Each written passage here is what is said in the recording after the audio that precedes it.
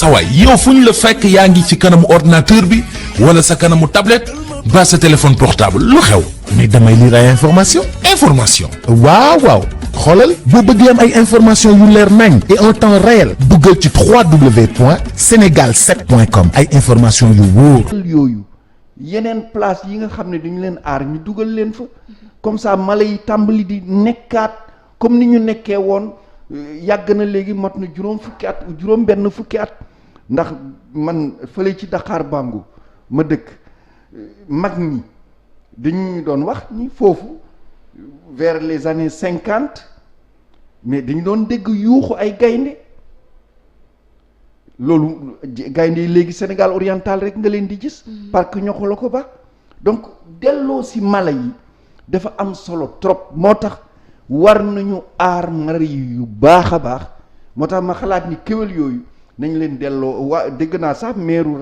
Ranérou ak président conseil départemental bi ni nañu leen delloo kéwél yi nañ leen ko delloo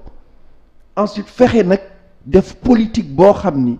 fexe ba mala yi gën a bare ci parc yi ci àll yi mais loolu xam nga man damay wax leen du tubaab rek moo bugg bégal xolom mbaa bégal yaramam mbaa bégal gis-gisam mbaa bégal noyyam mbaa bégal sax gémmiñam mais ñu nit ay nit lañu dañu bëgg yooyu bëgg nañu suñu doom yi ñu mu leen yóbbu foofu ñu leen di gis di leen seetaan ak yu mel noonu moo tax man loolu mooy sama xalaat ci mbir mi mais professeur est-ce que mbir mi aussi conflit d'intérêt aussi posé aussi ministre de l'environnement mu jël kéwél yi bu ko yóbboo ci réserve privée xam nga loolu moom ki koy àtte mooy am nañu ay institution ñoom nañu jouer seen rôle ñoom mun a wax ni lii jaar na yoon mbaa lii jaarul yoon ñoom li may wax ci réew toujours pour que mu dox réew dafa war a am institution yu dëgër yoo xam ne nit ñi gëm nañu leen te pour ñu gëm la fekkee da ngay àtte dëgg fekkee da nga jiite dara nga jiite ko ci yoon yooyu tax ñu gëm la bon institution yooyu nañu jouer seen rôle suñu jouer seen rôle ni li am jaar na yoon ñu xam ni jaar na yoon mais mbir mun na jaar yoon te rafetul ou ñu ne lii jaarul yoon ndax lii moo tax jaarul yoon loolu aussi li yoon wax ñu def ko mais na suñu institution yi jouer seen rôle ndax réew mënul dox ci man ma jóg wax lu ma neex yow nga jox wax lu la neex keneen jóg wax lu la neex déedéet am nañu ay institution on a le gouvernement on a le président on a le gouvernement on a l'assemblée on a le haut conseil des collectivités territoriales on a le conseil économique et social on a les cours et tribunaux on a les cours et tribunaux on a tout ça c'est des institutions de la République mais qui peinent à fonctionner normalement professeur nañu fexe ñu dox parce que suñu doxee rek ñun ñëpp suñu xol dana neex parce que du nekk Masamba lay doxee nii wala Mademba lay doxee nii looloo tax man ci c'est la même chaque fois suñu waxee dara dem na par exemple justice man leen duma ci wax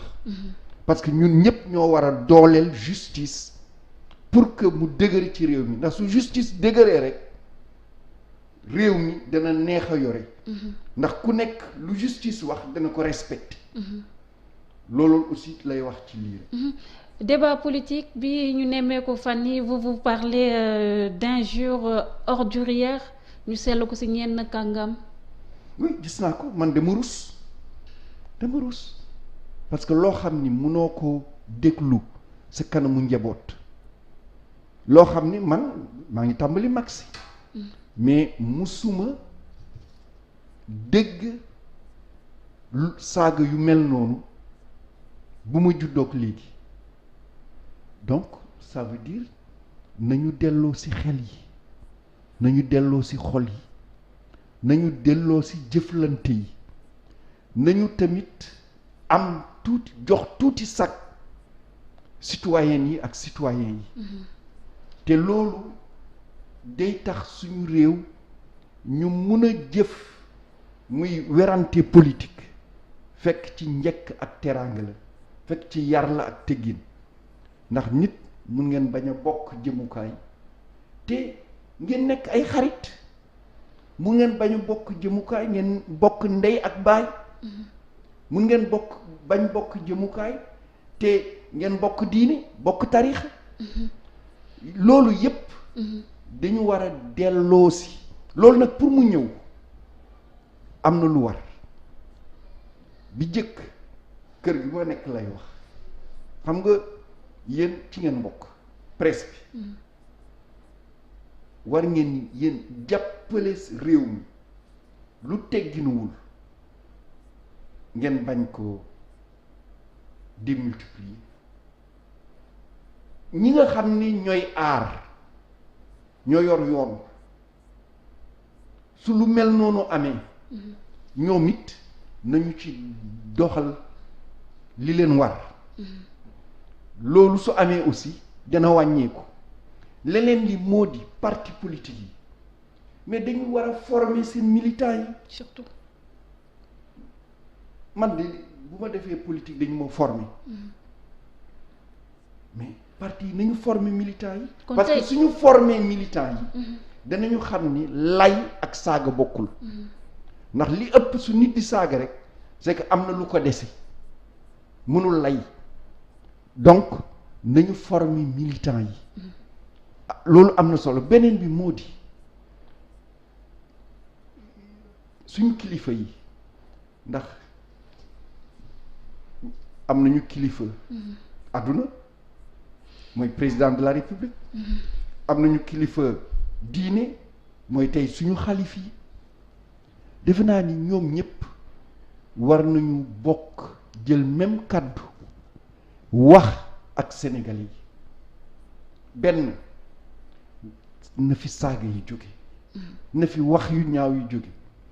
na fi lépp loo xam ne dañuy jëfandikoo jumtukaayu xarala yi ngir ñaawal nit walla wax nit ñu ñaaw walla weccoo lu ñaaw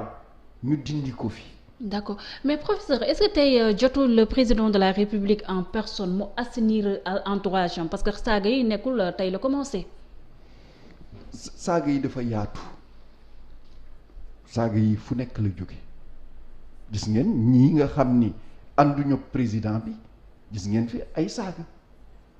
ñi ànd ak moom it am nañu saaga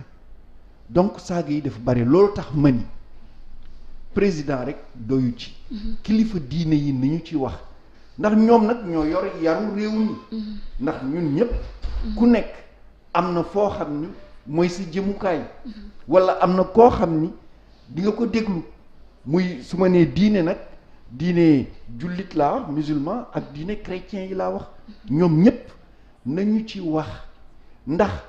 xale yi nga xam ne tey ñoo nekk ñoo ëpp ci réew mi bu ñu fexe mukk ñu jël aada yi nga xam ni la ñenn ñi bugg a tey ñenn ñi di wone bon pour loolu am il faut kilifa yi wax man loolu laa wax kilifa yi ñi ci ëpp nag mooy suñu xalif yi ak président de la république